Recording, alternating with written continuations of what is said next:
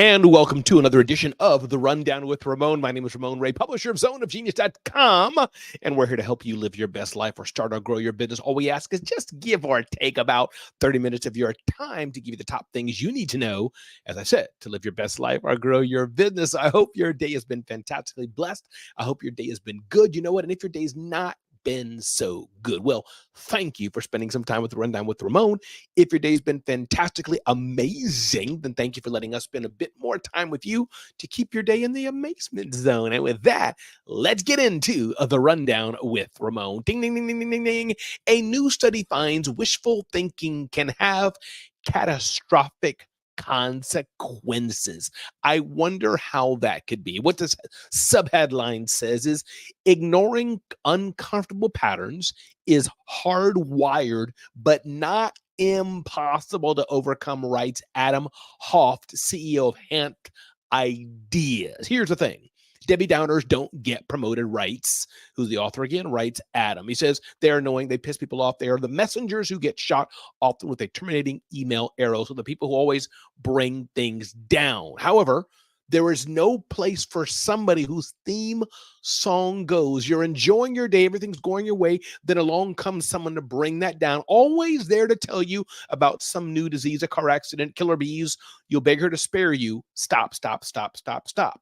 However, is it good? Is it okay, though, to always think that the best is only going to happen? Think negatively, and dystopian world will close in around you if it's too negative. But, writes the author, this brings me to an innovative new University of Amsterdam study that demonstrates that positivity, though, in the form of unbalanced hopefulness is a cognitive folly, saying, even though we don't want the quote-unquote Debbie Downers, always people thinking down, down, down, down, down, we also don't want to think the world is full of Pollyanna and the world is just full of roses and lilies or whatever you think makes the world a better place. The study notes that while all of us to one degree or another engage in wishful thinking, the results demonstrate unequivocally that the greater the insecurity and anxiety of a situation, the more likely people are to become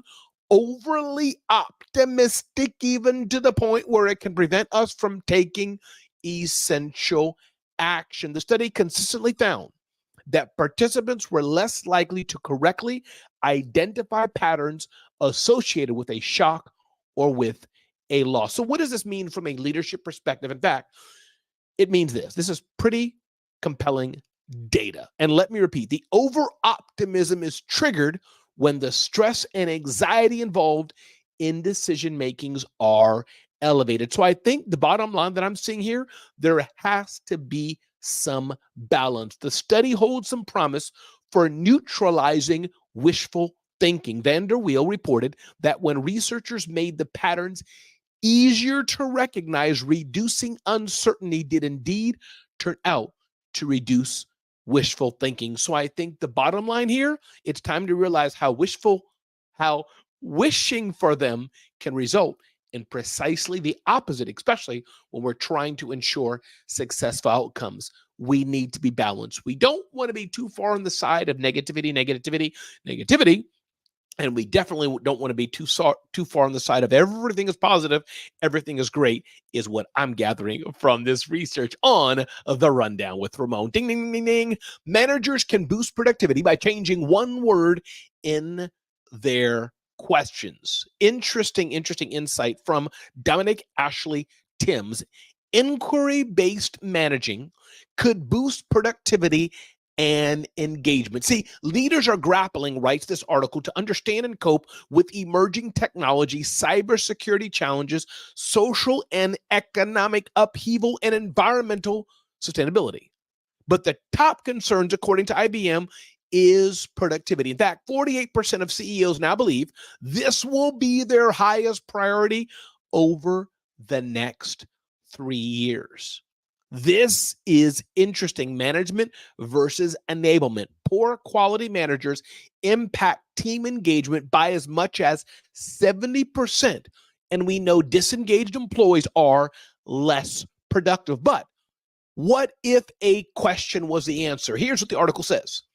What if businesses could leverage the huge influence of their managers to develop teams with drive and independence simply by learning to stop, think, and ask a powerful question? Developing an inquiry based approach is the answer.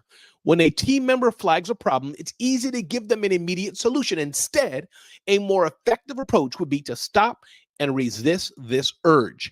Use that moment to think and reflect. Managers should ask themselves, how can I help this person get better at a task so that the next time this problem arises, they feel confident enough to make the right decision of their own accord? This is interesting. How can I help this person get better at a task so the next time the problem arises, they feel confident enough to make the right decision on their own? This is what leadership is all about. It's not about always being there to give our teams the right answers to do it for them, but how can we make them confident in their own abilities to solve it themselves? Avoid asking why questions, as these can often sound critical or sign blame. Replace them with what questions that can encourage an employee to analyze the facts of a situation.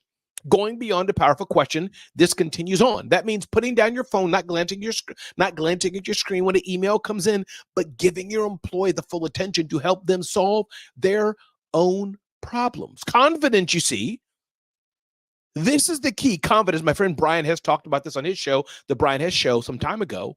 It's a two-way street. When managers use an inquiry-led approach, they understand and see their employees' mental decision-making process in action. When managers delegate in this way, work is distributed more equitably within teams as individuals develop and step up to take accountability. We want people to step up and take accountability, but we have to enable them to do so. We can't expect them to step up and take accountability if we don't give them space to do that. Again, if you're just joining, my name is Ramon Ray. This is The Rundown with Ramon. I'm a 5-time entrepreneur, 5-time author, started a few companies, sold 3 companies. I'm here to help you live your best life or start or grow your business. Get to know me better at zoneofgenius.com or ramonray.com. DM me on Instagram. Let me know you're listening. Let me know if you have a question for me. DM me on Instagram at Ramon Ray Smart Hustle. Continuing on The Rundown with Ramon. How to approach involuntary coaching engagements and reluctant clients. What happens if you're at a company and somebody told you, you got to take coaching? Now, if you're the employee, that's one answer. If you're the coach who's giving it, that may be another answer, writes an expert panel here on Forbes, the Forbes Council. So one, especially those of you who are the coach, aim to understand the underlying issues and gain what? It's 5-letter word, gain trust. This is most important. Trust will carry you far in anything you're doing. Numero 2, create a safe space for honest dialogue.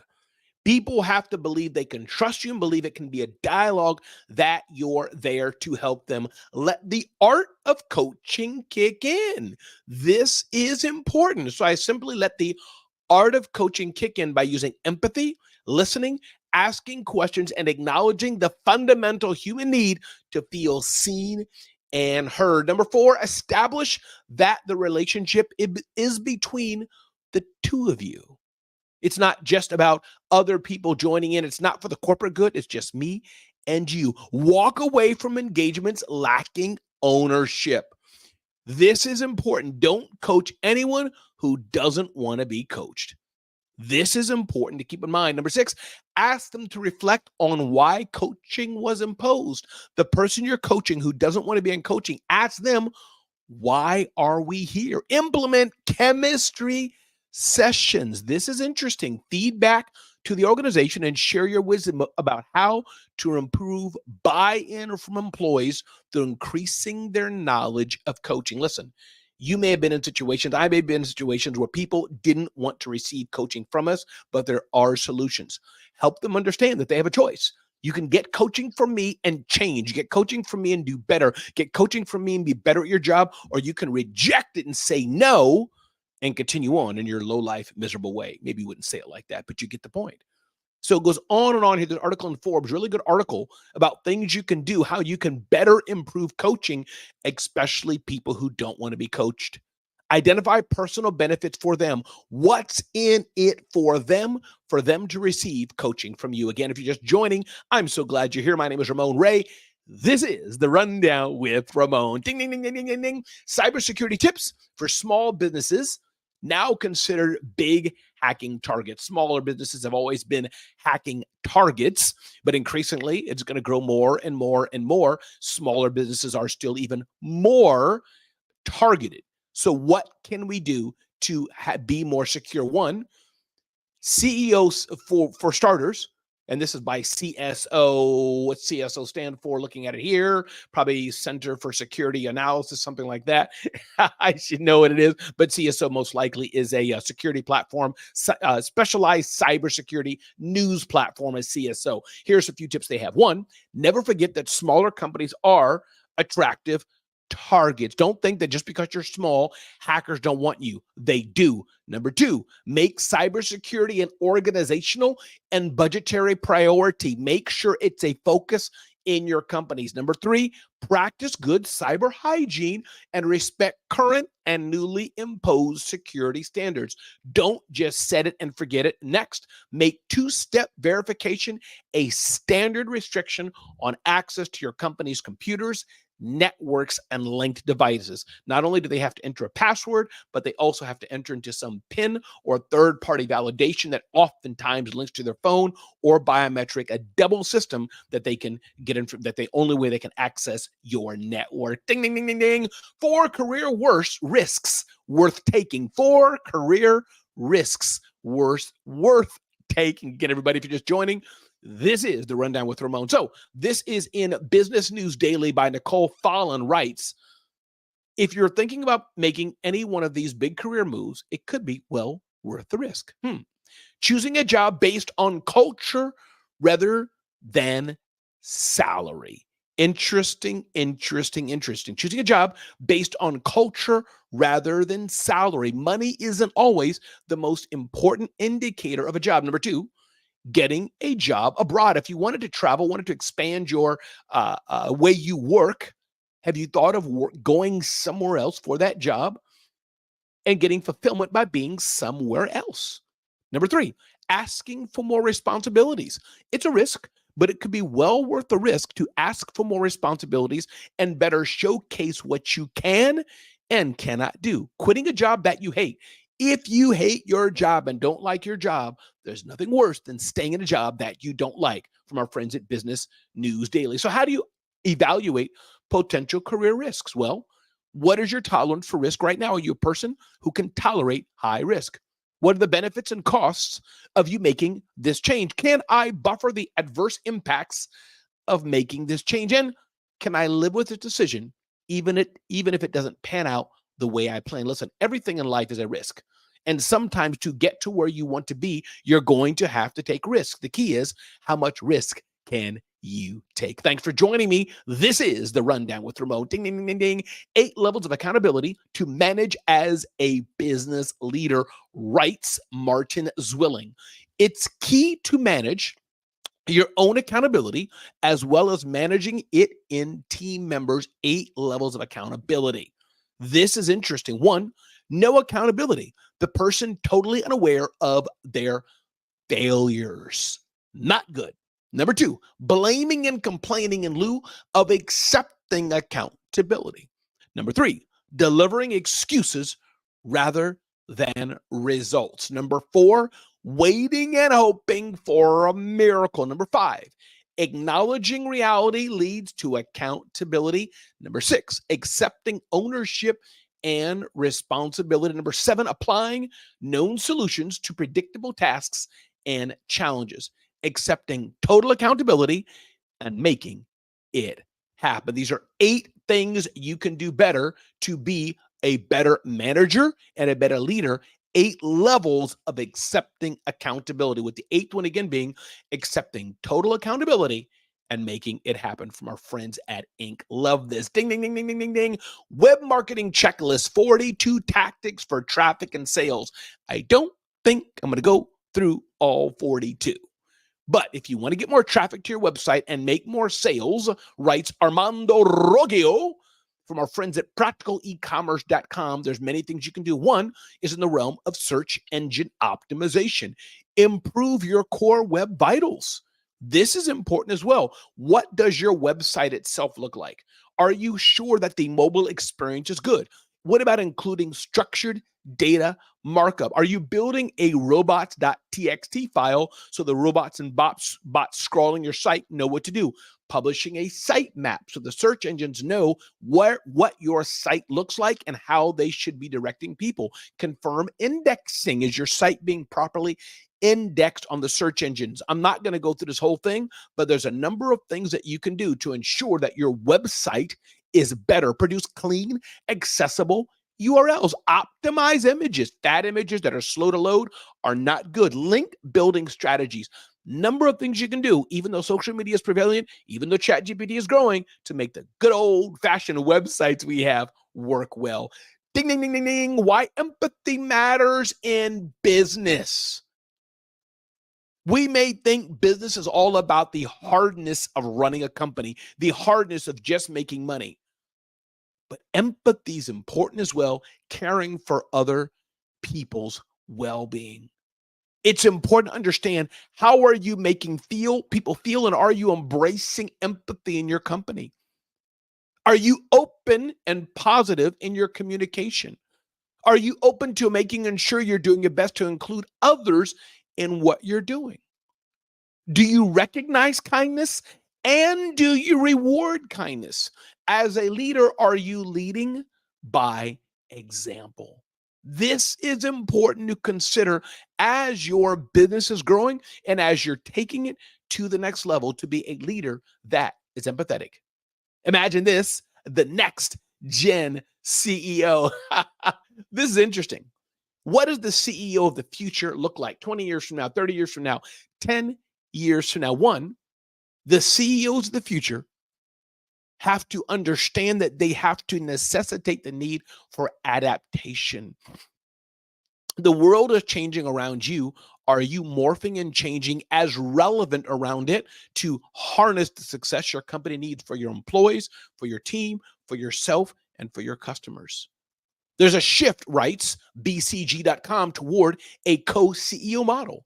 The increasing complexity of the CEO role will cause many organizations to embrace a model in which two complementary profiles share leadership responsibilities. This model permits a more nuanced approach to leadership. AI is an essential tool. AI is powerful. And if you're not using it, you're only not using it at your own peril. A focus beyond the organization itself. The chief ecosystem orchestrator must excel in managing a network of relationships that extend beyond the company's boundaries to multiple third parties, including suppliers, partners, regulators, and customers. The CEO of today is vastly different in some ways than the CEO of yesterday, but in some ways, it's the same. Kindness, empathy, respect, thinking ahead. What are the problems? What are the challenges? So in some ways, many of the things are the same. But because of the role of technology, the speed of information travel, CEOs must think different. They must embrace technological innovation. They must adopt emerging leadership skills. They must foster a culture of adaptability and resilience. If you're just joining, this is Rundown with Ramon. My name is Ramon Ray. Catalyze your biggest ideas by creating your own in-between space. Interesting. When I was in college, writes the author Jim Olson, I drove across the country 6 times each fall. I would fuel up my Sahara Beige, Mitsubishi Montero, blah, blah, blah. It was my personal cannonball run. Each September, I would stretch the summers as long as possible. The same cross-country rally occurred each spring. I was proud of how many hours and miles I would pack into it. But here's the bottom line. In hindsight, I won the race, but I lost out on the more important journey. And that's making space, turning in between spaces. And David Meltzer talks about this, into think spaces.